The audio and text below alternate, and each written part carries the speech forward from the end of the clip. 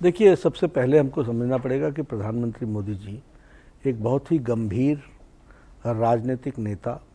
जो बहुत दूरगामी सोच रखते हुए और सदा सोचते हुए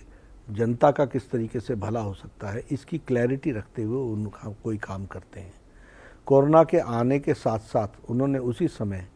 उनका समय पर निर्णय लेना लॉकडाउन का, जबकि पाश्चात्य देश ये फैसला नहीं कर पाए कि लॉकडाउन लगाना कि नहीं लगाना, और लॉकडाउन के दौरान देश को तैयार करना और लॉकडाउन से उत्पन्न होनी स्थितियों को इसलिए भी देश को तैयार करना, वैक्सीन के प्रति आगे बढ़ना, कोरोना का मैनेजमेंट करना। और आज जब हम खड़े हैं 217 करोड़ डबल डोज लगा करके और बूस्टर डोज लगा करके 130 करोड़ के देश को उन्होंने जिस तरीके से बचाया,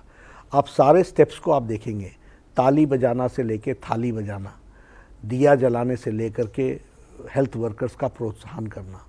और उनके लिए समर्पित होकर के खड़ा होना, सारा देश खड़ा होना, सारा समाज खड़ा होना, ये बताता है कि लक्ष्य के प्रति समर्पण, अटूट समर्पण और दूरगामी सोच और उसको इम्प्लीमेंट करने की इच्छा शक्ति, ये हम प्रधानमंत्री मोदी जी में देखते हैं और वो कोरोना मैनेजमेंट में हमको देखने को मिला। देखिए, सबसे पहले तो उनके व्यक्तिगत जीवन को हमको समझना होगा। खुद के लिए कठोर, बहुत ही मेहनत का जीवन, समाज के प्रति समर्पण, अपने शरीर का पूरा सदुपयोग करते हुए, शरीर का ध्यान रखते हुए योग के प्रति उनका समर्पण, सांस्कृतिक राष्ट्रवाद के प्रति उनका समर्पण और सांस्कृतिक राष्ट्रवाद के साथ साथ अध्यात्मवाद की जो उनकी ताकत है, वह ताकत को प्रेरणा के रूप में समाज भी उसके साथ अपने आप को जोड़े। इसलिए, और इसमें सबसे बड़ी बात यह है कि सभी जगह बिना किसी टकराव के अपने अध्यात्मवाद की दृष्टि से कार्य को आगे बढ़ाना, चाहे काशी विश्वनाथ का कॉरिडोर हो, चाहे केदारनाथ का हो, चाहे अन्य मंदिरों का जीर्णोद्धार हो, सभी काम को आगे बढ़ाना, ये हम जानते हैं कि उनकी दूरगामी सोच और सांस्कृतिक राष्ट्रवाद के प्रति उनका समर्पण है। और अपने गौरव के प्रति, जो उन्होंने कहा कि अपने हेरिटेज के प्रति, अपने गौरव के अपने विरासत के प्रति गौरव रखना, ये इसको भी प्रतिलक्षित करता है।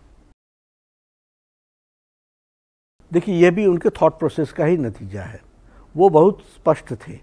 कि हमको अपने बच्चों को वापस सेफ लाना है। इसके लिए उनको पुतिन से बात करनी पड़ी, उन्होंने की, जेलेंस्की से बात करनी पड़ी, उन्होंने की, युद्ध रुकवाया, अपने बच्चों को सेफ पैसेज दिया, सारा विदेश मंत्रालय लगाया, लोगों को साफ सुरक्षित घर तक पहुंचाने की व्यवस्था की, पार्टी को लगाया, उनके परिवारों से मिल करके उनका ढाढ़स बढ़ाने के लिए। तो यह वही कर सकता है जो लक्ष्य के प्रति समर्पित होकर के, देश के लिए कमिटेड होकर के जो काम करते हैं और उसको पूरा करने के लिए अंतिम समय तक पूरी की पूरी निटी-ग्रिटीज को वर्कआउट करना, ये मोदी जी की आदत है। अमृतकाल 2047 में भारत कैसा होगा? विकसित भारत होगा। और विकसित भारत में भारत की जनता को आह्वान करना, युवाओं को आह्वान करना। उन्होंने कहा कि गुलामी की मानसिकता से निकला हुआ होगा और उनका गुलामी की मानसिकता से निकलना होगा और उसको निकलने के लिए जितने भी आयाम